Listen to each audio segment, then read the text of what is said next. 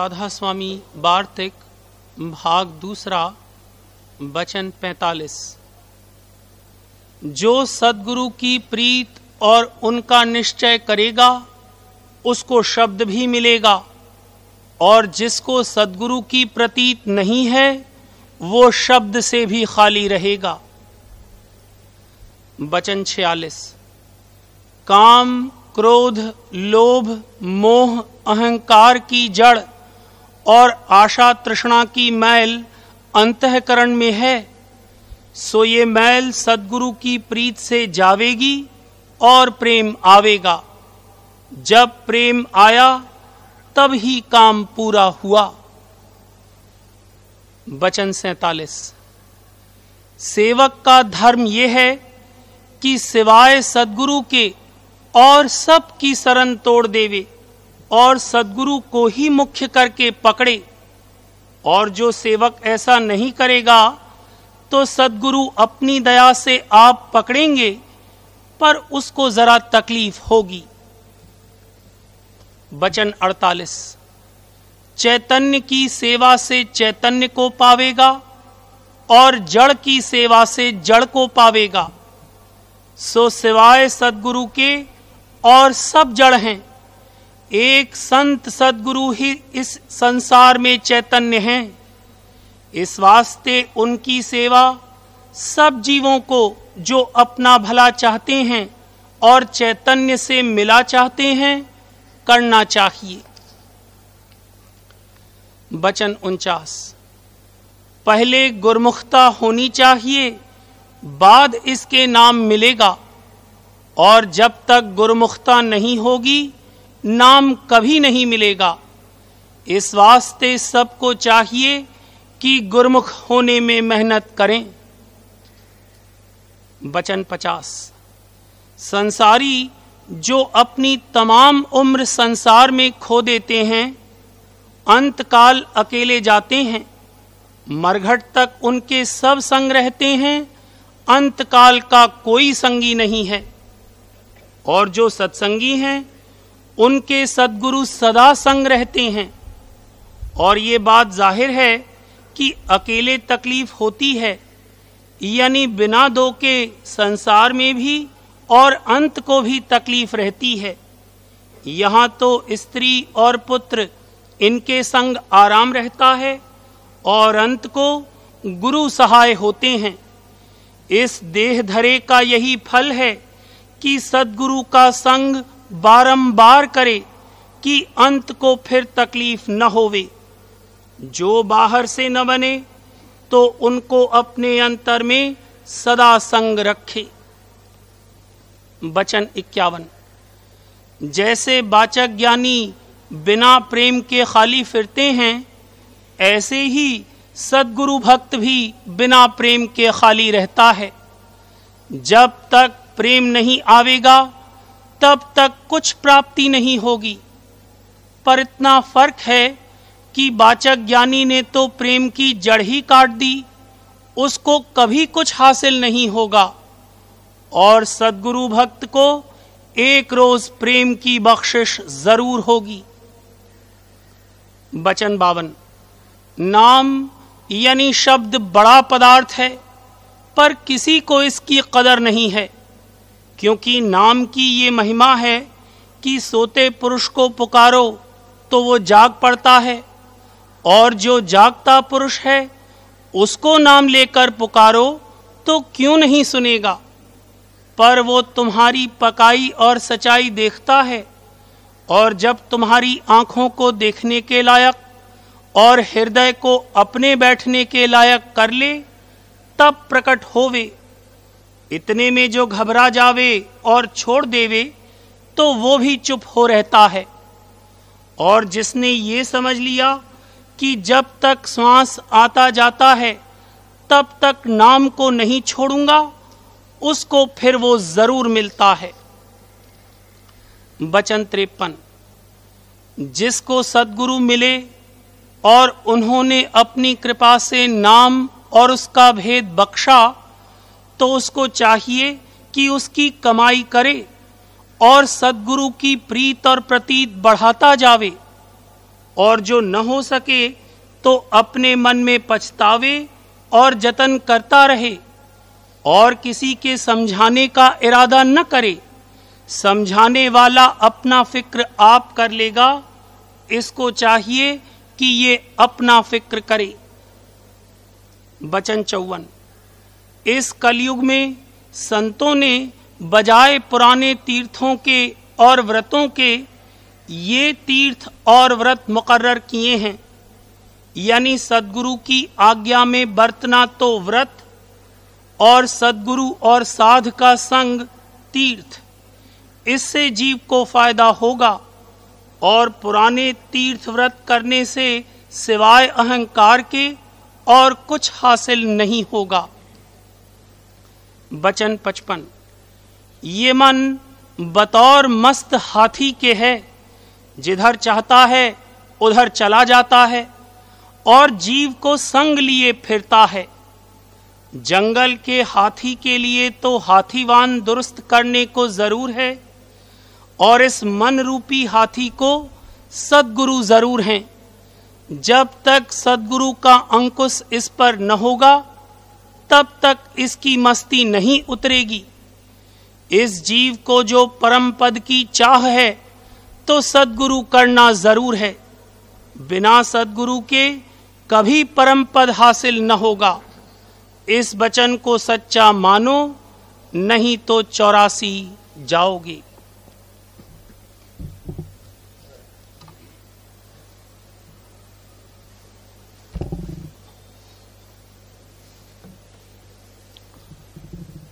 प्रेम पत्र राधा स्वामी भाग 3 वचन नंबर 13।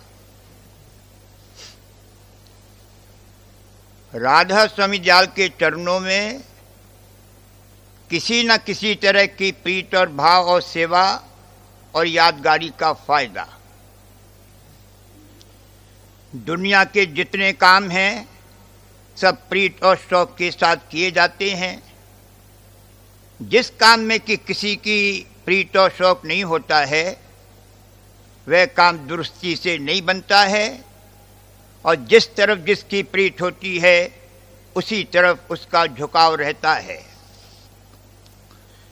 जहाँ जिसकी गहरी प्रीत है वहाँ आपस में मेल भी जल्द जल्द और बार बार होता है और वहीं एक दूसरे के वास्ते तन मन धन भी खुशी से लगाता है।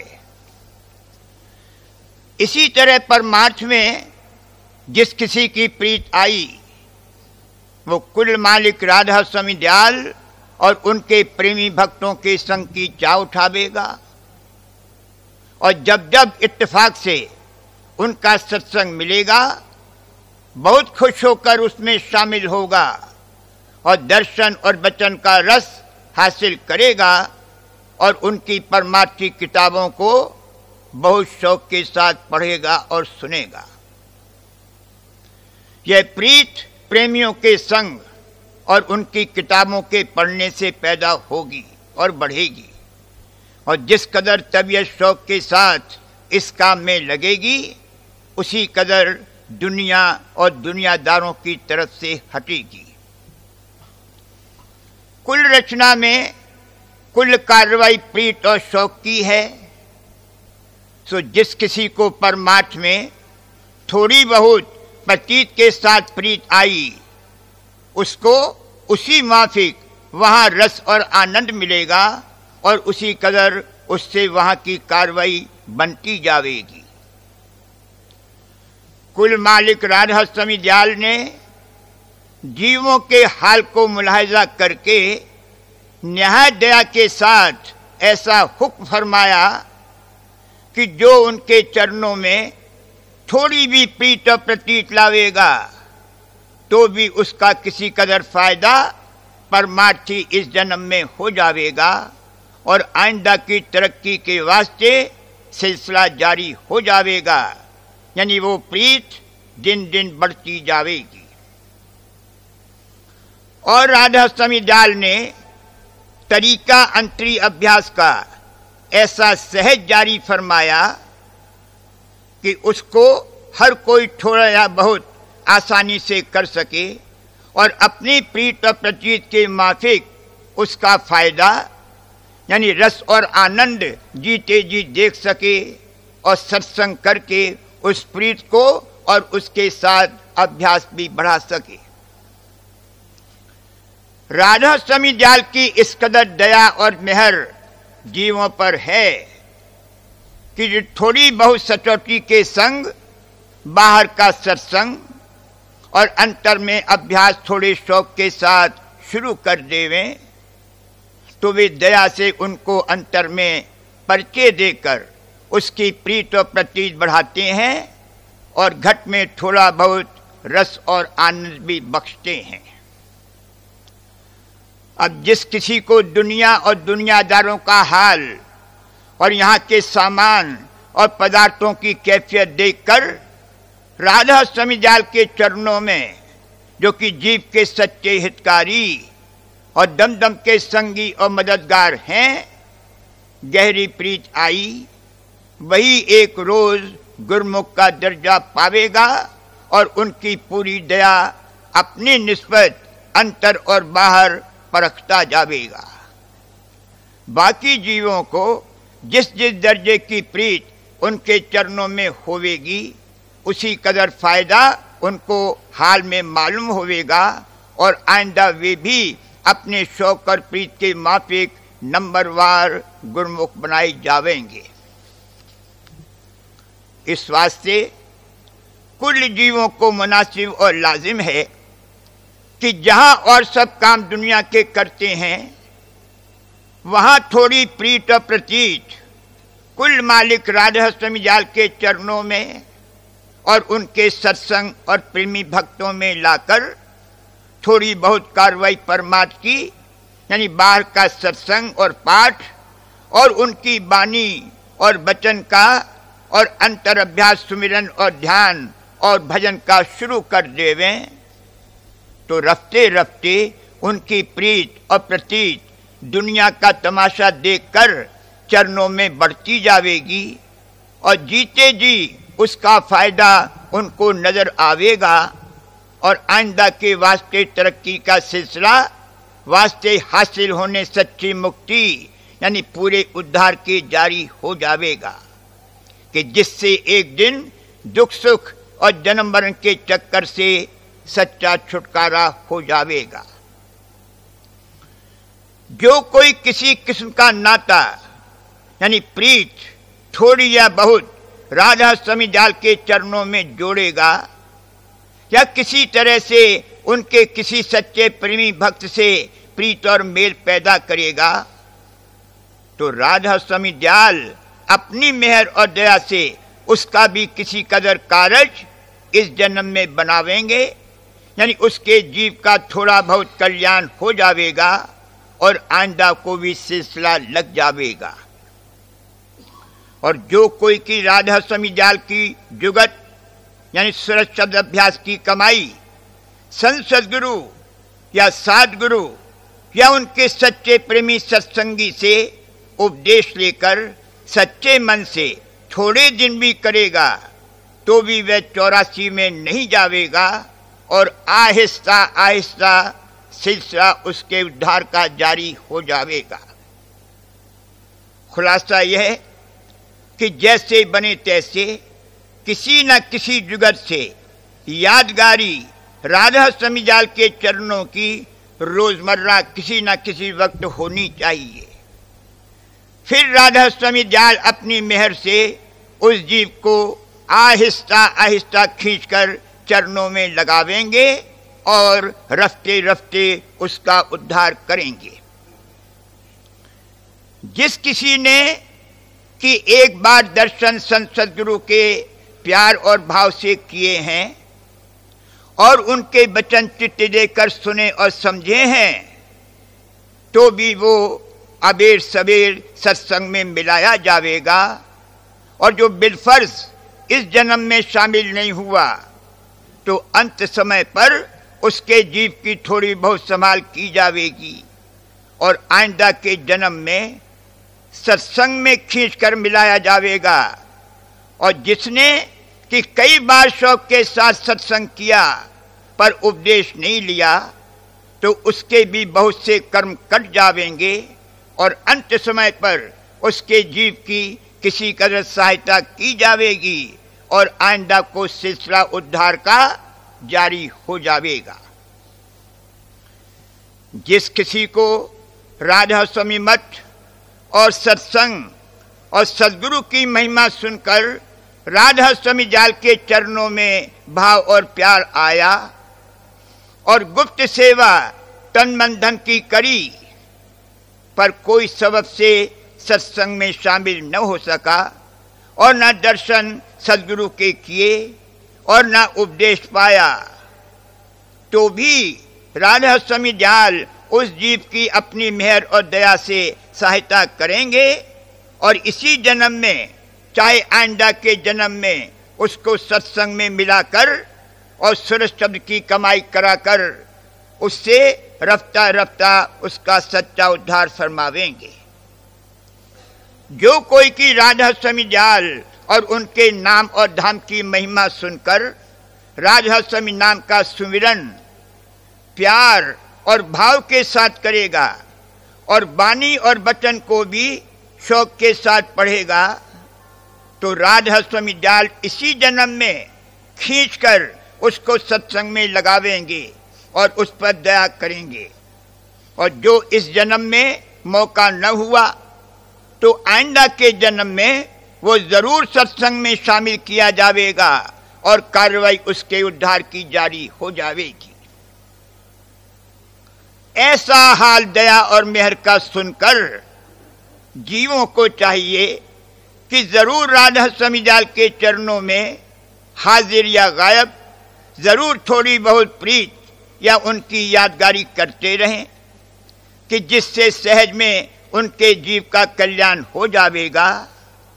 और जो इतनी बात से चूकेंगे यानी सुनकर भी थोड़ा बहुत भाव और प्यार राधा स्वामी जाल के चरणों में या उनके सत्संग में या उनके प्रेमी भक्त में या उनके नाम और वाणी और वचन में नहीं लावेंगे, तो उनको जानना चाहिए कि वे अभागी हैं और उनके उद्धार में अभी बहुत देर है।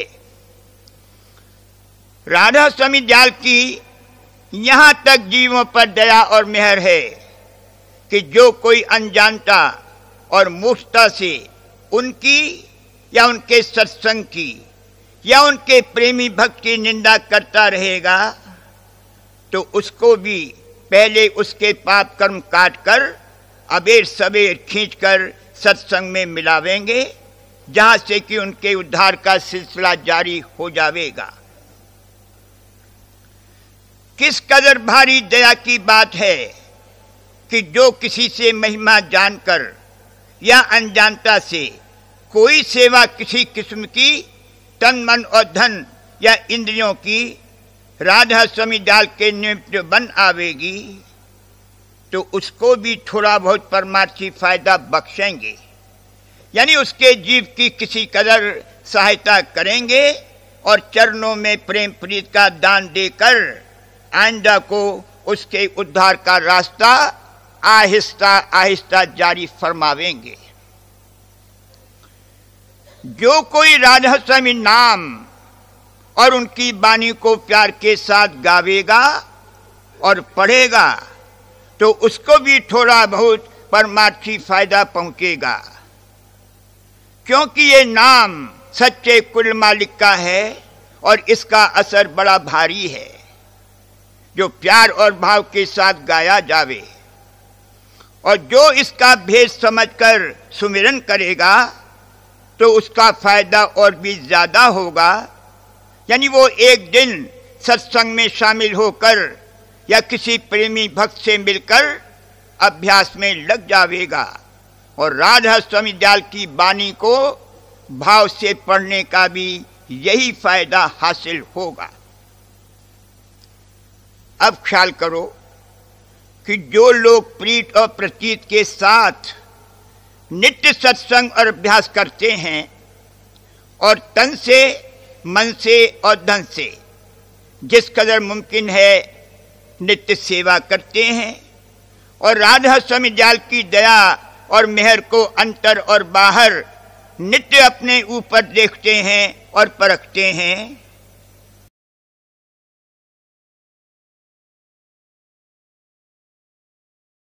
भारी दर्जा और मुकाम हर एक की लगन के माफिक बख्शिश फरमावेंगे।